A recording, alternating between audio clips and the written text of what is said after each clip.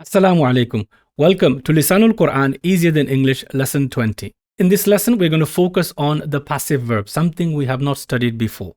How to recognize them, and particular for the set of verbs we've been learning so far, which are called the 3 root letter mujarrad verb, i.e. 3 root letters without any addition.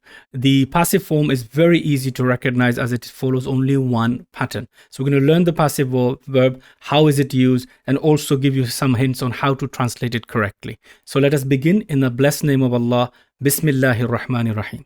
اقرأ باسم ربك الذي خلق. Active al-ma'lum versus passive al-majhul. So far in our lessons, we've been focusing on learning the active verbs. What is important about the active verbs that we know who the doer of the verb is.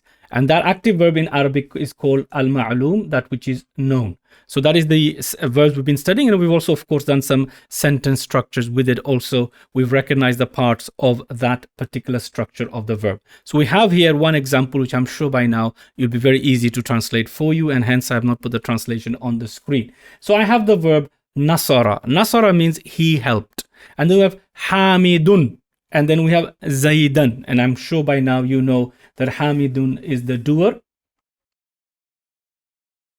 and Zaidan is the object. So the translation of this would be Hamid helped Zaid. So this is how we've done. And we've also mentioned the 3 parts of the sentence. Of course, we have our verb, and then we have our doer, and we have the object. In Arabic, the verb is called fa'il, and the doer is called fa'il, and the object is called maf'ul. So this is the basic standard structure of the sentence, and this of course is a past tense verb. So we would say Hamid helped, as in the past tense, Hamid helped Zaid. Another sentence we've done which is exactly identical. Here we change the tense. So you have here yansuru. Yansuru literally means he helps, he is helping, or he will help. So yansuru is here. Yansuru Hamidun Zaidan, exactly the same structures we've seen already. We have our verb, we have our doer, and we also have our object. So we will translate this now as, for example, we could say Hamid helps Zaid, or Hamid will help Zaid. And then we've also done another form of verb, which is called the command form or imperative. Unsur, you help Zaid. So here I'm saying the doer is anta, so which you can see here. And then the verb is a command form to tell somebody to help. Who to help? Zaidan. So that is your object. And again, as a gentle reminder, I'm sure you know by now that the doer is always rafa. The doer is always rafa, which you can see here, inshallah. I'm sure very easily the doer is rafa. And the object is nasab. The object is nasab. And again, this has been repeated to you many times. In this verb, the doer is, of course, within the pattern. So the doer is here. Okay, anta. So it is hidden within that. You help Zaid. So this is the standard, what we've learned so far, accumulation of our verb, past, present, and we also called it the command or imperative form. These being the active verbs. The passive, on the other hand, is where we do not know who the doer of the verb is, or the sentence doesn't tell us who the doer of the verb is. It is unknown. Unknown. And in order to know which verbs can have the unknown form, or the doer being unknown, passive, is that we have to look at the verb itself. There are, essentially in Arabic, we can say a verb is either transitive or intransitive. And again, I'll explain what that means. By transitive and intransitive, we mean whether the verb has a direct object or not. Whether the verb has a direct object or not. So in order to get a clearer idea of what is transitive and intransitive, these terms will cause you issues unless you ever studied grammar in some detail. I have never ever in my life formally studied grammar. It was only when I started learning Arabic I saw these terms and couldn't make sense of them. So I can understand your pain with this terminology that I'm using, but I'm trying to stick with the proper Arabic terminology where possible without going into too much detail. But again, I advise you don't really need to memorize that transitive is al-muta'addi and intransitive is lazim or al-lazim. What is more important, you understand what's going on. So I'm going to try my level best to explain it simply as I can. May Allah subhanahu wa ta'ala grant me tawfiq. But please don't worry about memorizing endless terminology. Really challenge happens that when we learn English, we don't necessarily need to learn grammar, and therefore these terms are not familiar with us. But essentially speaking, that these two types of verbs that we have, transitive and intransitive really are a verb where we're talking about an object, and I'll explain that in a second. So for example, with a transitive verb, it requires one or more object to complete the meaning of the verbal sentence. So the object is required to really give us a complete meaning. Whereas with intransitive, we don't really require a direct object to give the meaning. So for example, I say ذهب حامد. So you can see very clearly here that I've got Hamid went. Okay, who went? Hamid went. I cannot really have an object to the verb went. I cannot have other verbs, for example, Hamid slept, or I slept, you slept. When the action of the verb really, the doer is receiving it, there is no direct impact on someone else. So to go, he went, he slept, these kind of verbs will not have a direct object in the sentence. Of course, we can add things to it. For example, I can say Hamid went to the mosque. That's an addition. Right? That's an addition to the sentence, but necessarily is not the direct object because there is a preposition before it. Whereas here we have, in the second example, Sami'a, he heard. Who heard? Hamidun. Hamid heard. But again, it's not very clear what did he hear. And that's when we have the object. So Hamid heard the adhan. So Hamid has heard the adhan, and therefore now he's getting ready for salah. So this second one requires an object. So you can see that, alhamdulillah, very clearly that this is in nasab, and therefore it is an object, and of course this is rafa, and of course it is the doer of the verb. So that part is relatively clear to you. Now, how do we know which verb requires an object, which doesn't? Of course, it's really easy to pick up in the structure of the sentence, but generally speaking, if you have a verb and you can answer the question who or what related to the verb's action, then that verb is transitive. So for example, if I say I ate, you can ask me the question, what did you eat? I can then reply, I ate the mango. Now here we have now the complete sentence. So who or what can be a indicator for you to recognize whether that verb is transitive or not. So another example, for example, I saw. You can ask me, what did you see? All right. Or you can, for example, I say to you, I helped. Who did you help? I helped the student. So these are the ways of transitive verbs. Whereas intransitive, again, verbs like to sleep, I slept. Simple. I can say I slept on the bed, I slept on the floor, I slept on the sofa, I slept in the car. They're all fine, but they're not direct object. The act of sleeping doesn't really have a direct object. So this, as complex as it sounds, it really isn't. It's a very simple question of whether the object is required or not. And that is the difference between the two types of verbs.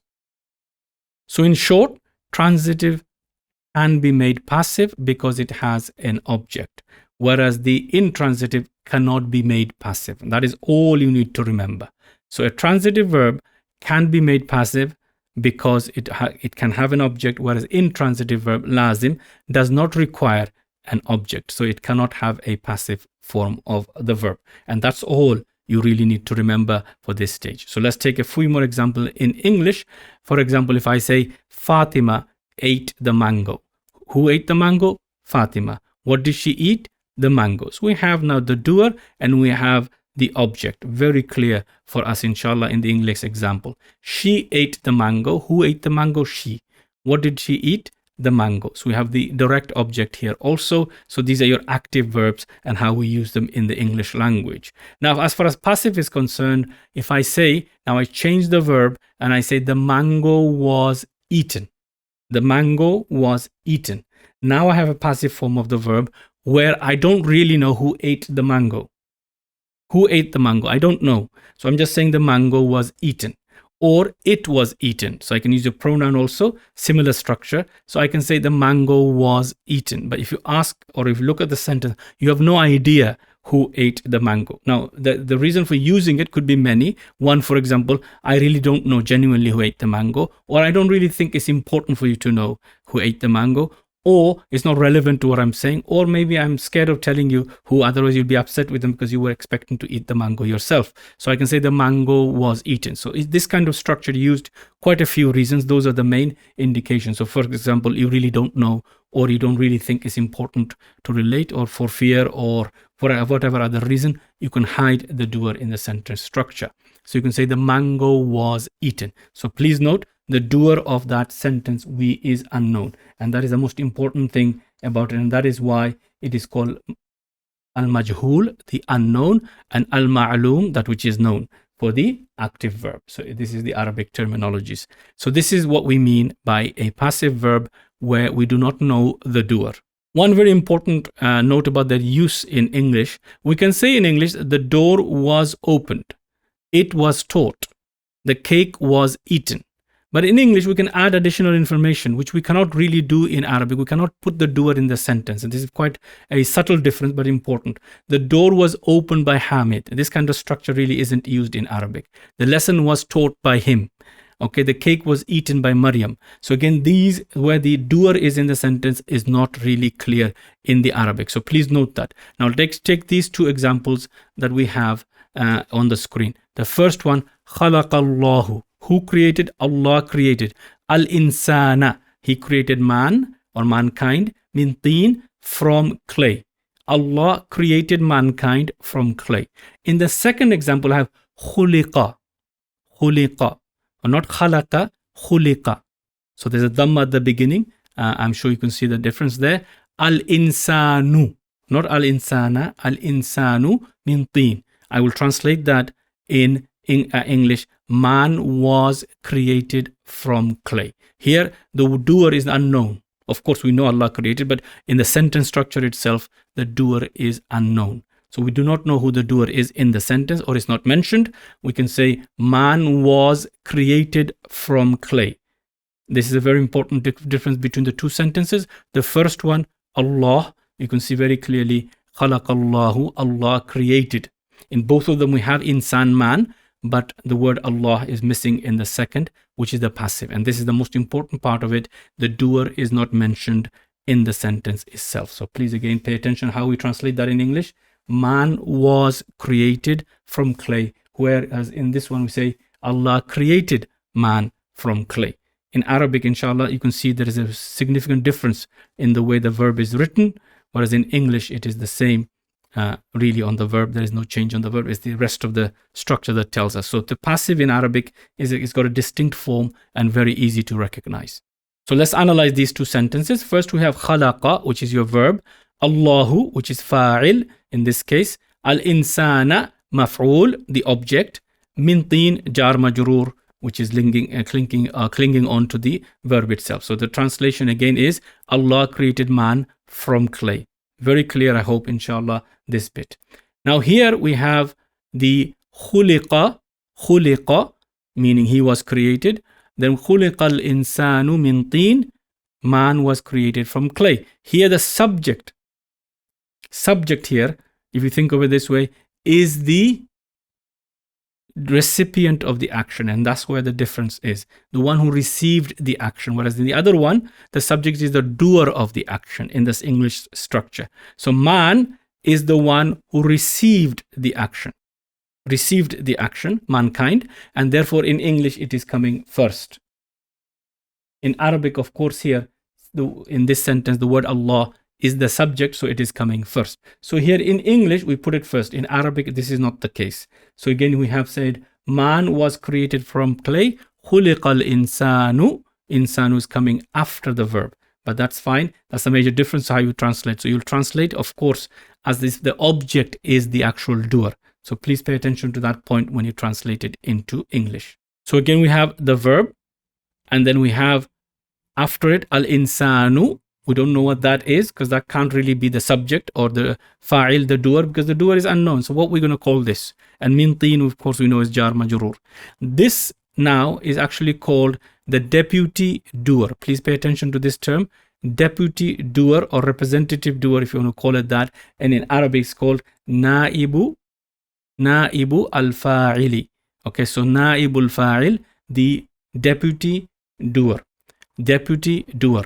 This comes instead in a passive verb, and that's the major difference. And the other thing which you'll probably note, here the verb is, the maf'ul, the object is in nasab. I hope that is very clear for you. But here, the object is not nasab, it's actually rafa. I hope that you got clear. Yeah. So in the normal sentence structure, the doer is rafa. In this structure, the object, which is called the deputy doer, naib fa'il, is now in rafa. Please note that. Please note that very important point, that we have to change the i'rab now in the passive sentence. Pattern of the passive verb. Every passive verb for the mujarrad, the ones we've been doing so far, 3 root letters without addition, will conform to this template. This template, which you can see here at the top. So pay attention to this template. Now again, as I mentioned before to you, we are going to say that the first letter here, which is fa, is our X, and the second letter is our Y, and Z is the third root letter. So first root letter, second root letter, third root letter. That's how we'll remember the X, Y, Z, just to tell you that it can be anything, but the pattern will be fixed. So we have our first root letter is here. This is our second root letter, and that is our third root letter. Fa, ain, lam. Fa, ain, and lam. So this is the template they use in Arabic to explain patterns in Arabic words. So fu'ila is the pattern. Fu'ila. Now, normally, of course, it's fa'ala. Fa'ala. So how do you go from the madi to the passive? Now, the TPI for doing passive, this is the active, and then TPI we turn like so. Just turn it as if it's receiving. So this is how it's done. So this is fa'ala, and this is fu'ila. So what is the rule for forming the passive? Is very, very easy. The rules are: number 1, don't touch the third root letter. Whatever it is in it, leave it. So don't touch the third root letter. Don't leave the second root letter. Don't leave the second root letter. What do I mean by that? Whatever's on there, you will change it to a kasra. So if it had a fatha, it will be kasra. If it had a dhamma, it will be a kasra. If it had a kasra, it will be kasra. Doesn't matter what it is, it will be kasra on the second root letter. So don't touch the third root letter. Don't leave the second one. As far as the first one is concerned, you need to put a dhamma on it. Fu'ila. Fu'ila. Okay? Fa'ala. Fu'ila. Fa'ala, he did.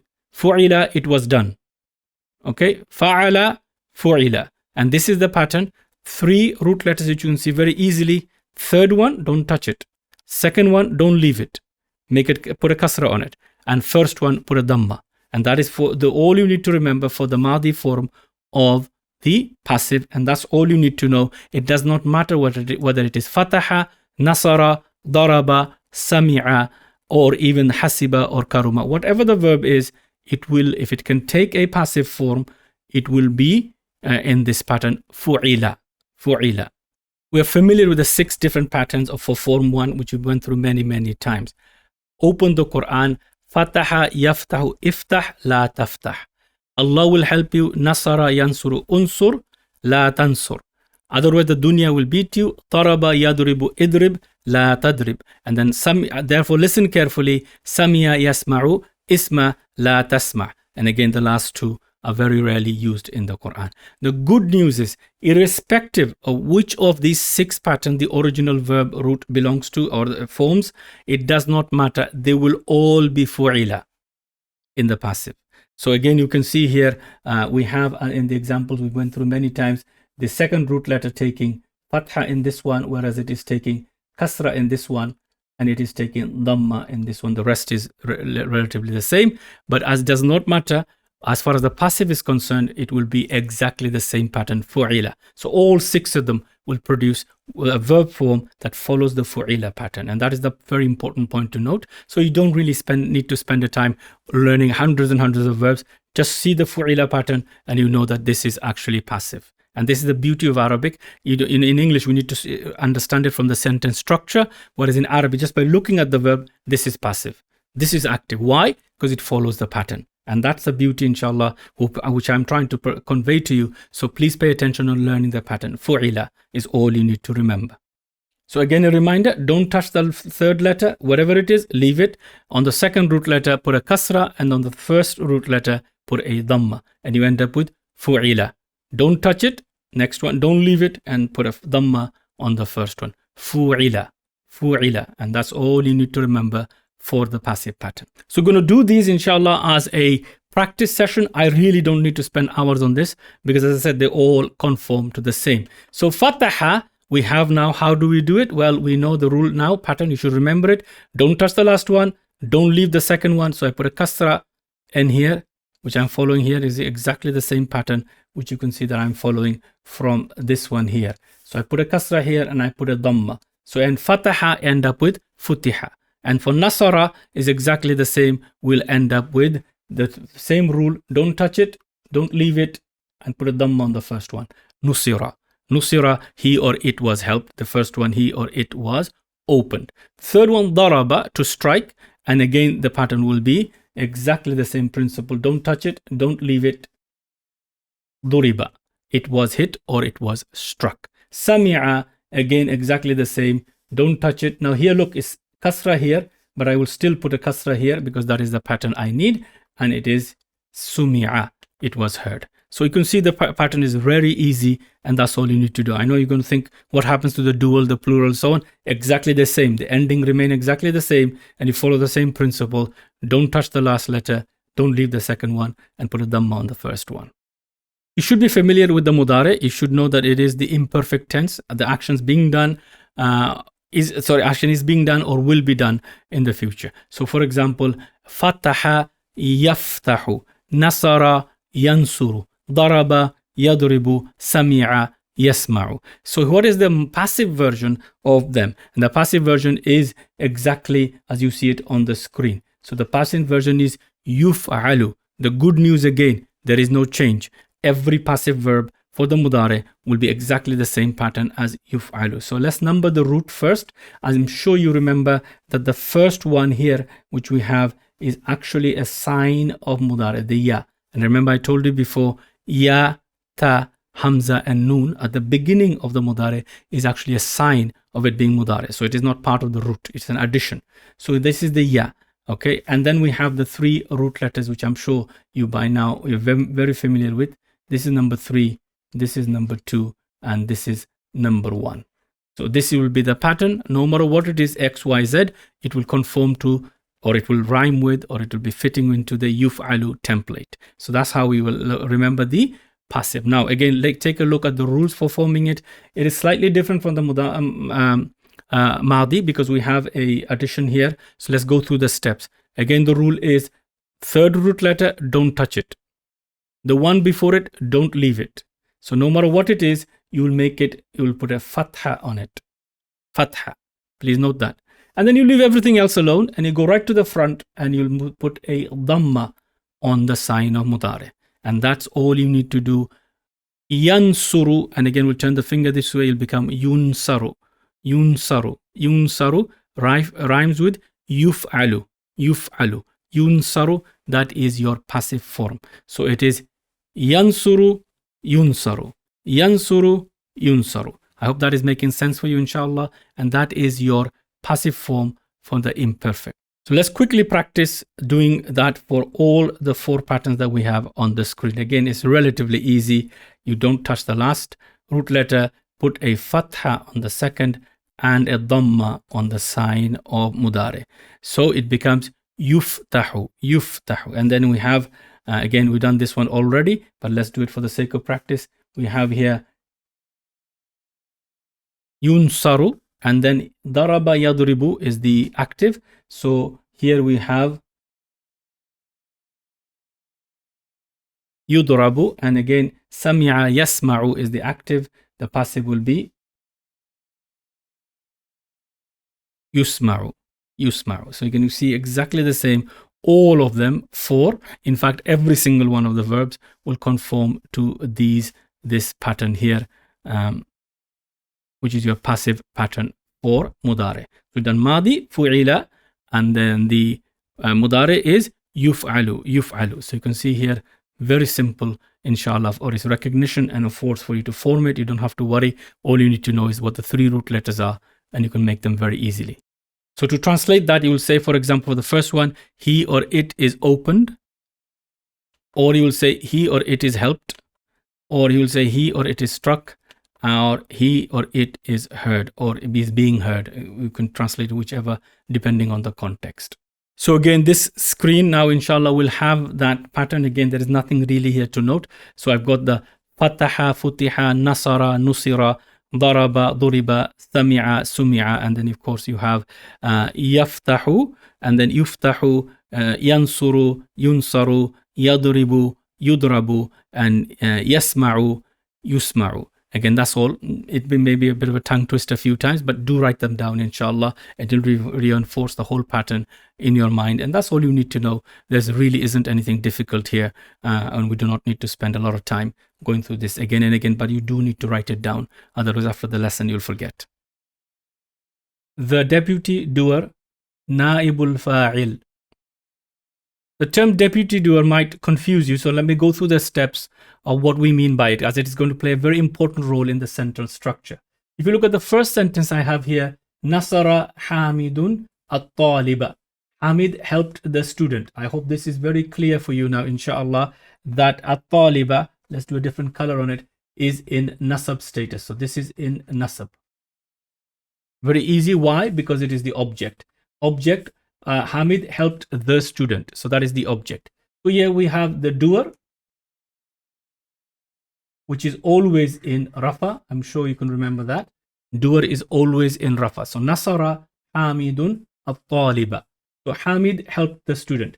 The doer, Hamid, is known, and the object is in Nasab, which is the basic structure of the sentences that we've been doing. So if we look at the passive sentence now, the passive verb sentence, we have Nusira at-talibu. Nusira at-talibu. Now, at-talibu, I'm sure you can recognize immediately, is in Rafa. Rafa, no problem with that, inshallah, at-talibu. But we cannot call this one doer, because here doer is unknown. We don't know who the doer is, right? Technically, it is the one, this word here, at-talibu, is the one who received the action. So that is technically, in English, we can call it the subject. It comes first.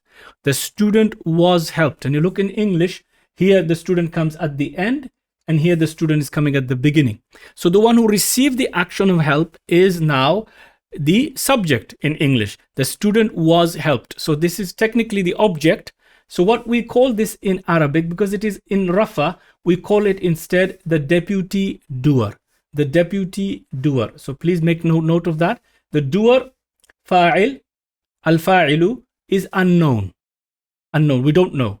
And the object is in Rafa. So the object now becomes Rafa, or technically in English sentence, it is the subject. So in Arabic, it is called the deputy doer. The deputy doer, or representative doer, if you want to call it that. And that is in Rafa.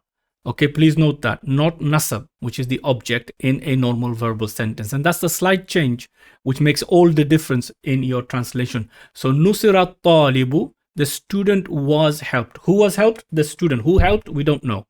And that is the difference between the deputy doer and the normal doer. So again, the one who received the action now becomes the deputy doer as far as the Arabic terminology is concerned, and it is called naibul fa'il. Naibul fa'il, deputy doer. So again, let's look at some more examples which hopefully will make it clear. So here we have she was helped. Now, nasarat is she helped. She helped. So here she is the doer of the word. Nasarat, she helped. Here she was helped, meaning she was the one who received the action. So again, that is already embedded within the verb. So we have nusirat. This ta now is your naibu fa'il. Okay, I hope you got that, the deputy doer. Now, nasarti is which one? You, female. You, female, singular, helped. I hope that's clear. Now, nusirti, you, female, was helped. So now that becomes, this ta becomes the doer, or the doer in the other sentence, and here is the object, the one's being hit. So it becomes the deputy doer. So I hope that is again making sense to you. I'm just using the pronoun example because that's usually not covered in detail in many books. So this will help you, inshallah, recognize them. Darabu, they struck. They hit or struck. Okay, they hit or struck. Duribu, they were struck. They were struck. Duribu, they were struck. They were struck. Yansuru, Yansuru, he helps. Yunsaru, he is being helped. Yunsaru, he is being helped. So you can see here, he is there, he is being helped. And then Tansurina, Tansurina, again, I hope you can recognize that is feminine, singular, and it is the mudare form. So you female, okay, you female, that would have been the doer in this one. You female help. Okay, you female help would be the mudare, and then here tunsarina is now the fa'il majhul, which is the passive voice, and therefore it becomes you female are being helped, for example, or is helped, probably in the present tense you'll translate it as. I hope you can see here the deputy doer can be an external noun, which is in rafa, or an internal pronoun, which is always in rafa, as we mentioned, the one inside the verb. I mentioned that when I went through the detail of the verb. And this is why it really helps to slow down a little bit in Arabic and understand what's going on in the context. So we have the normal madi, where the doer will be the pronoun. And in the passive madi, again, the deputy doer will be the pronoun, and technically the one who receives the action. And you can see that very easily in the first example, she was helped. So nasarat, this way, nasarat, she helped, and then nusirat, she was helped. So again, please note the deputy doer can be an external noun, or it can be the internal pronoun, which is in the rafa status, as in it is the deputy doer in the passive form. Exactly the same as we did with the verbal sentences before. You can remember the doer is either the pronoun, which is embedded in every verb, or an external noun, which is again in the rafa status. Now let us take a look at a few examples with the deputy doer being outside, i.e. an external noun, which is in the rafa status. So again, first you recognize the verb itself. So if this verb is passive, which you can confirm here, then the rafa afterwards will be the deputy doer. In the other way around, if it was active, then it will be the doer of the verb. Just please make a note of those subtle hints. They will help you, inshallah, and remove some confusion. So nusira on its own, if that's all I had in the sentence, I would translate that as he or it helped. So for example, he or it was helped. Okay, was helped. Now, if I say nusira Hamidun, it would be Hamid was helped. Hamid was helped. Now, if it was Nasara Hamidun, the translation would be Hamid helped. But here, Hamid was helped. Now, in English, we're doing some juggling with words and so on. In Arabic, it's the pattern. It's the pattern that it is telling me it is passive, and so therefore I need to make sure I translate it correctly in English. So nusira Hamidun, that is your naibu fa'il. That is your naibu fa'il, the deputy doer. Next we have nusirat Maryamu. Now imagine that was a active verb. It will be nasarat.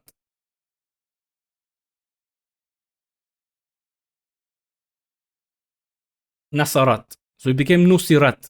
Now if it was nasarat, why would we use nasarat? If the doer was feminine, whether it's singular, doer, or plural, we have to use number 4, which is the feminine. Or, for example, here, huwa nasara, here nasarat. These are the two we use with external doers. Exactly the same thing that happens with passive. If the deputy doer is feminine, then we have to use the number 4 verb. So this is why we have nusirat Maryamu. Maryam was helped. Maryam was helped. And therefore, Maryam is now my naibu fa'il, okay, the deputy doer. Let's take the next example. Yunsaru. Yunsaru, again, I hope you recognize, is the passive form. Al-Muslimuna, the Muslims are helped. The Muslims are helped. Tunsaru, which is number 4. Al-Muslimatu, the female Muslims. The female Muslims are helped or are being helped. So you can see here, it does not matter whether the doer is deputy doer is singular, doer, or plural. If it is feminine, you use the feminine version. Of course, this is the madi. And if it's masculine, you use the masculine version. And you can have singular, doer, or plural with the external doer coming after either number one. So if, for example, here, yansuru, huwa yansuru, here, tansuru. And here we have, because it is mudare and it is majhul, the passive, we have yunsaru and we have tunsaru. I hope you can see the differences there. So inshallah, that's relatively clear for you, inshallah ta'ala, which you can see with the deputy doer.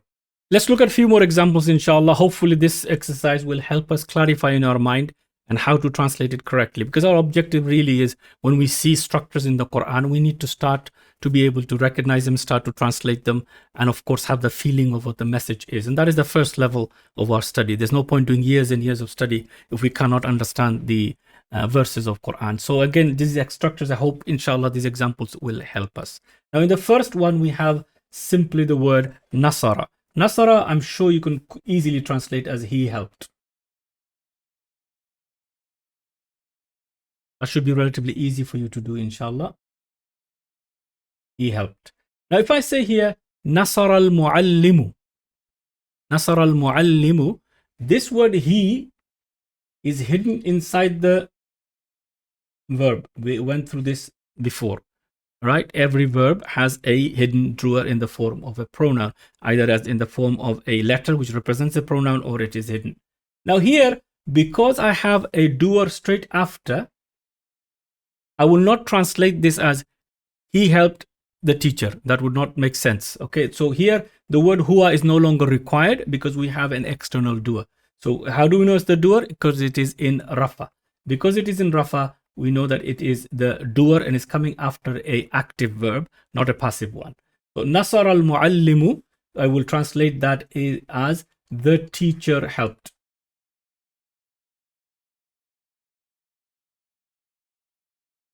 Okay, so be very careful. They don't translate this as he helped the teacher or the teacher he helped. Okay, this should be translated the teacher helped. So the huwa is ignored because we have an external doer. Then we have nasar al-muallimu, al-muallimu. So this is in rafa and therefore it is our doer. This is in nasab, therefore it is the object. So here the translation would be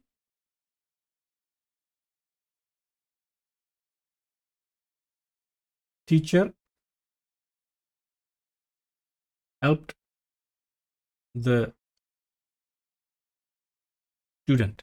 So the teacher helped the student. We have our verb, we have our doer, and we also have our object. So I hope this is relatively easy. Now, if I wanted to make it passive, so what will I say? Nusira talibu. Nusira talibu. Nusira, again, easily you can recognize this is passive now, inshallah, I hope. So this is your verb. It is passive. And then we have a word after, which is in rafa. So we will call this our deputy doer. And we will not translate it as a normal doer. We will say here as an object wise, but of course in English it comes the other way around. So we will say the student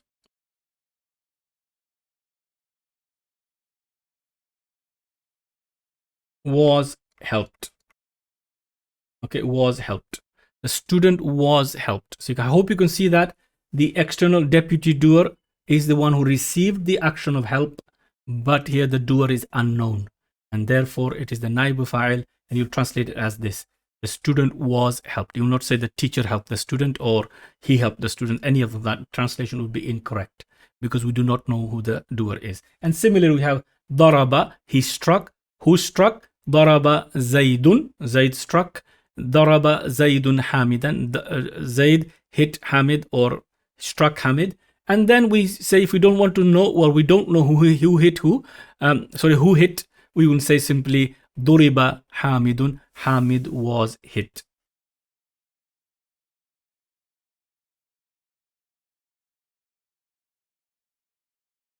Hamid was hit. Then we have Fataha. Fataha, he opened. Fataha, he opened. Fataha Hamidun, who opened? Hamid opened. Hamid opened. I hope that's easy. Fataha Hamidun al-Baba. What did he open? He opened the door. Okay, Hamid opened the door. Hamid opened the door. Now, if we want to say the door was opened, we don't know who opened it. We simply will change it. فتح الباب. Again, please note this is Rafa. This is passive. So therefore, the Rafa one is the deputy doer, not the doer. Okay, and therefore we will translate it as the door was opened.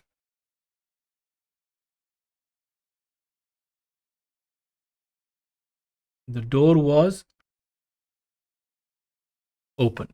I hope this is easy, inshallah ta'ala. Let's look at the next one. خلق الله. Allah created. I hope this is easy, inshallah. And what did Allah create? خلق الله الأرض. In the sentence, Allah created the earth.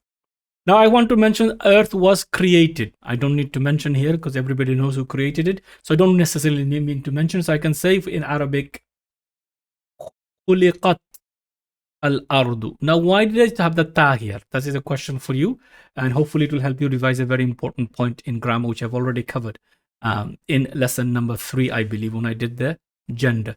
The word earth in Arabic is feminine. Since the deputy doer is feminine, I cannot use khalaqa anymore.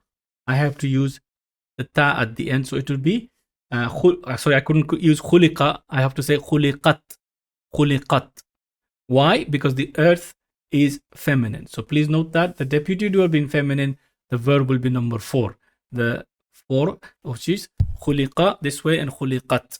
Now, al-ardu, there is one little change which I need to tell you, and this is to do with the meeting of the 2 sukuns, which I have covered with you before. So this cannot be read together because we have one sukun here and a sukun there. Of course, the hamzatul wasl is not read. So in Arabic, what we have to do is we should change that ta to a kasra. So we'll read it as khuliqatil ardu. Khuliqatil ardu. Okay, so this is the meeting of the 2 sukuns. So as I said to you before, these changes will happen a lot and we just need to make them. So original verb is khuliqat, but when we read it together or write it, we write khuliqatil ardu. Please pay attention to that, inshallah. Let me write the translation here for you. The translation is the earth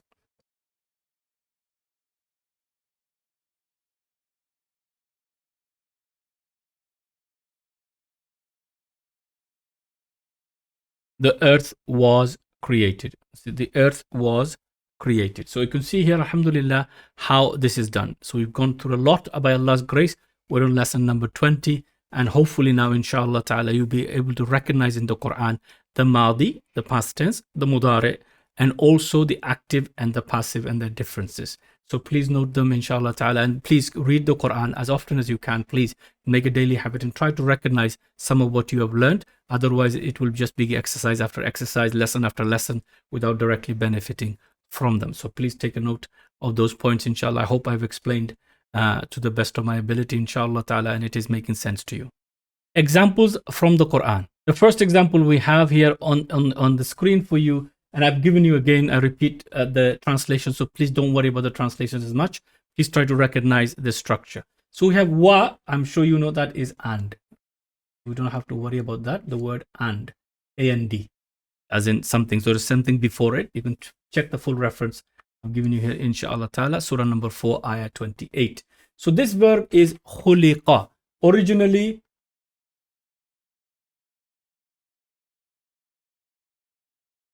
khalaqa. So change it. We just simply change the ending and we end up with, we don't touch this one. That remains exactly as it is. This one we change to a kasra and this one we change to a dhamma. So you can see that's what the steps we had. Khuliqa, created. What was created? Right? What was created was al-insanu, mankind or human beings, man, which is the scientific form, of course, means both male and female. Wa khuliqa al-insanu. Okay, mankind or human beings were created da'ifan, weak, meaning dependent. We are all dependent beings. We are dependent on Allah subhanahu wa ta'ala for every nanosecond of our existence. Even if there's a time shorter than that, we're completely dependent. Okay, we are dependent, we're weak, we need each other. So this is again a reminder from the Quran. وَخُلِقَ الْإِنسَانُ ضَعِيفًا. I hope you can see that, inshallah, relatively easily. This is what we have done now. Simply by changing the verb form, we get the passive form. Second example is a verb we haven't done, so let's pay attention to this one. jumi'a. So the original verb is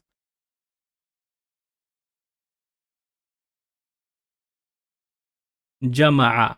Jama'a meaning gathered. He gathered. Jumi'a, put together, united. What was gathered? Ash-shamsu. Ash-shamsu, the sun.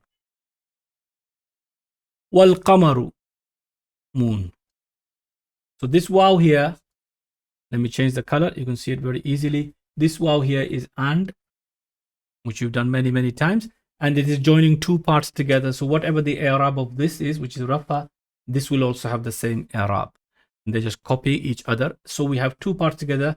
Okay, this is the first and. Sorry, I forgot to mention that. So that's your first and. Sun and moon are united. Are united, brought together. Sun and moon are united. Again, for the full references, please check the ayah. All I want you to now check is the passive form. So you can see it, inshallah. Wa jumi'a, not jama'a, jumi'a. Okay, or jumi'a, both together. Next, we have this example. Ya ayyuhalladhina amanu. So this part, you'll see it many, many times in the Quran, means, O you who believed. O you who believed. And I did cover some of this, inshallah, when we did the lesson on the vocative. Again, please go back and refer to that. So, ya ayyuha, why is it ya ayyuha, not just ya? Because the word is following is with al. So if the word has al, the one being called, then it will be ya ayyuhan ladhina, in this example. Al-ladhina al, it will be ya ayyuha. You cannot use ya with a word that begins with al. And of course, if it's feminine, it will be ayyatuha. Again, please refer back to the lesson. So, ya ayyuhalladhina amanu. Amanu means have believed. So again, believed in the past tense we have here. O you who have believed. So this part is very commonly used in the Quran. Ya ayyuhalladhina amanu. O you who have believed. This is the one we want to pay our attention to. Kutiba. So the verb is kataba.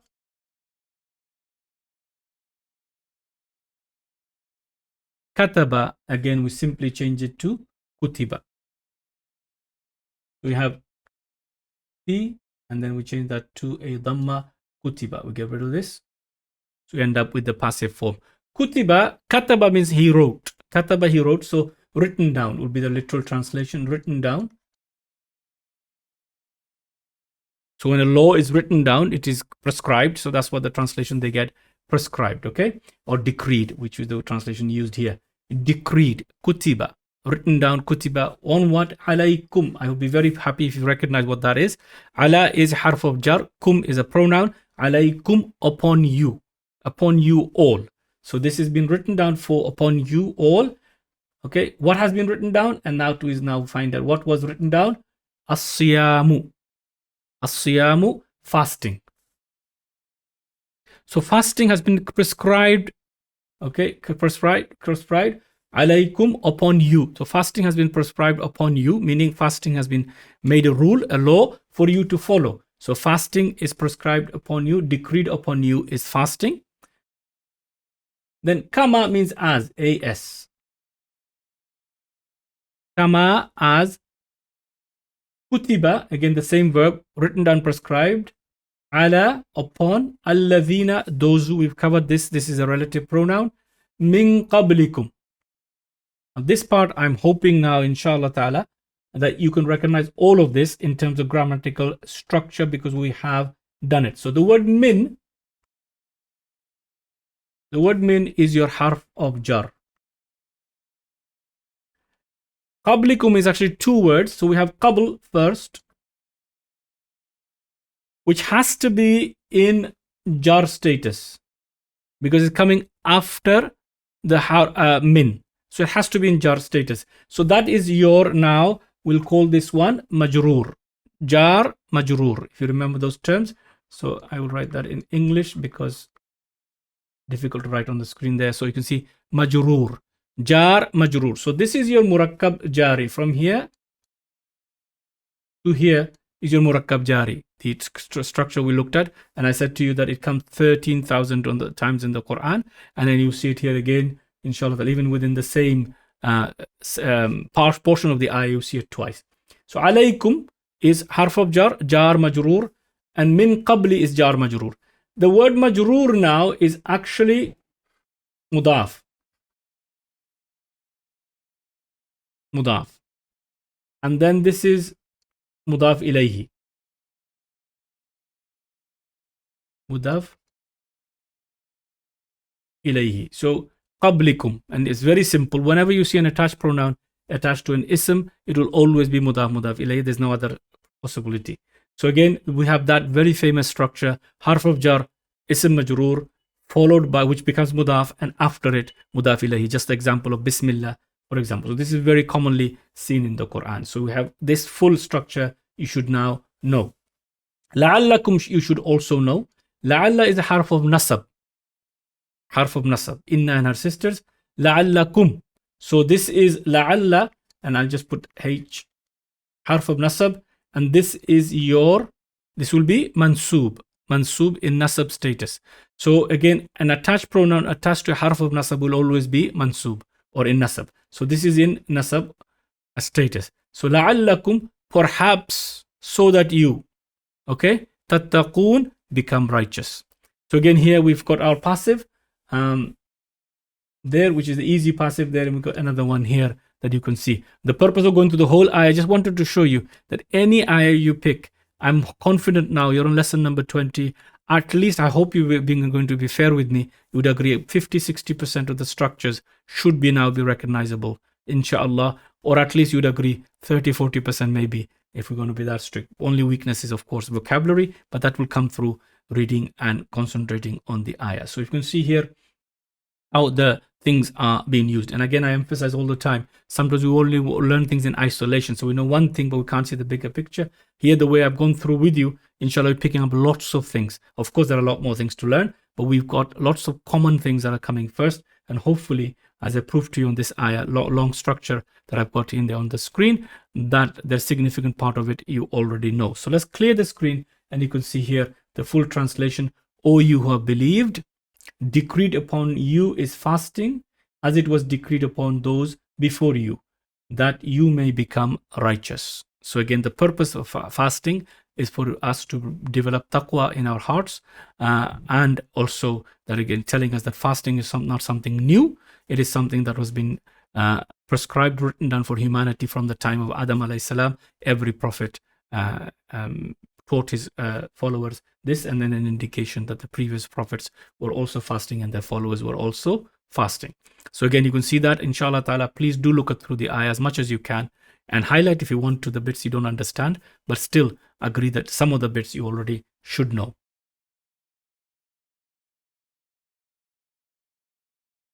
And we have another example. Again, the reference is on the screen. وَجَعَلْنَاهُمْ. Now, try to recognize the first part. Wa is and. So that is your harf of atf, is called the conjunction. That what is going on here? The verb is ja'ala.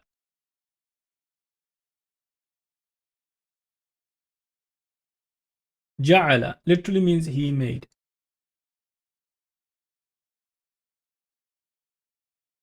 He made. Ja'ala, he made. So what is ja'alna?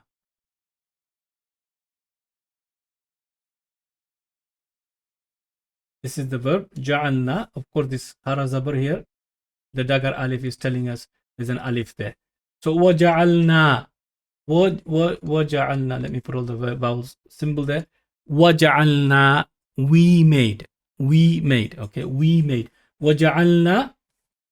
Okay, so you can see that here. And we made them leaders. So this word means leaders. A'immatan. But why is it in nasab? Why? Because it is the object of this verb. What is the doer of this verb? The doer of the verb is this noon, followed by the alif na, which is we. And that's how the translations are here. Okay. Yad'una. Now we haven't studied this verb. Yad'una, those who call, inviting. So again, you can see the word here, calling or inviting. Ila nar. You should know this already, alhamdulillah. This word is ila, harf of jar, and this is majroor. Majroor. So again, jar, majroor, very simple. And as I said, you'll see it almost every time we go through it. Ila nari. So we made them leaders. Okay, we made them leaders, inviting to the fire. So these people are leaders. There are people who are inviting to became the leaders of these people. وَيَوْمَ الْقِيَامَةِ وَيَوْمَ الْقِيَامَةِ. But on the day of judgment, وَيَوْمَ الْقِيَامَةِ, Yawm is day, Qiyamati, of course, you know, is judgment, resurrection. Here, Yawma al-Qiyamati. I hope you can recognize that this is mudaf.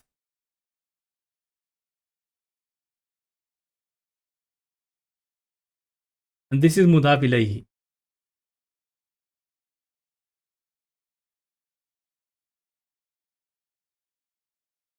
Mudaf plus mudaf ilayhi. Mudaf plus mudaf ilayhi. So, Yawm al-Qiyamati, day of Qiyamah. Day of Qiyamah. Day of Qiyamah. I hope you can see that. Okay, day of resurrection. La, what does la do? La makes it negative. But what type of verb is this? Yunsarun. Nasara, yansuru, yansuruna. So it is not active. Yunsarun, how do we know it is passive? First sign that it has the dhamma, and of course this is fatha. Should have been dhamma. Okay? Yansuru, yansuruna. Please go back and check the charts. The previous charts that I've shared with you. La yansuruna, they will not be helped. They will not be helped. I hope this is making some sense to you, inshallah ta'ala. If it's the first video you're watching, of course, it will not make sense. But if you've been through the previous lessons, I hope, inshallah, bits and pieces we can pick up. And in this ayah, again, or part of the ayah, we can pick up significant part of it. So let's quickly look through what we have done. وَجَعَلْنَاهُمْ, and we made them, a'immatan, leaders, يَدْعُونَ إِلَى النَّارِ, calling or inviting to the fire. وَيَوْمَ الْقِيَامَةِ, and on the day of judgment, لَا يُنْصَرُونَ, they will not be helped. Even though in the world they are leaders, but on the day of judgment, they will not receive any help. And again, very, very important message, very, very beautiful ayah for you to go through, inshallah. Alhamdulillah, that's all we wanted to cover on lesson number 20 about the passive verb. I hope and pray that inshallah ta'ala you're finding these lessons of benefit. Please don't worry about the terminology in this lesson. There are lots of new words coming. Just try to recognize the verb, and through usage you'll pick up terminology. Otherwise you'll be learning terminology, not understanding what is going on in these lessons. Again, please do give us feedback if there are any issues, inshallah, things are not clear, or if there are any mistakes, do let us know. May Allah subhanahu wa ta'ala forgive us first of all for our mistakes. May Allah subhanahu wa ta'ala reward you all abundantly for taking the time to study Arabic, to understand Quran, and may Allah make it for all of us, inshallah ta'ala, a goal in our life that we can begin to understand the Quran in Arabic, especially for us who are non-Arabic speakers. May Allah subhanahu wa ta'ala open the door of His mercy and forgiveness for all of us. I shall see you in lesson number 21. Assalamu alaikum wa rahmatullahi wa barakatuh. الذي علم بالقلم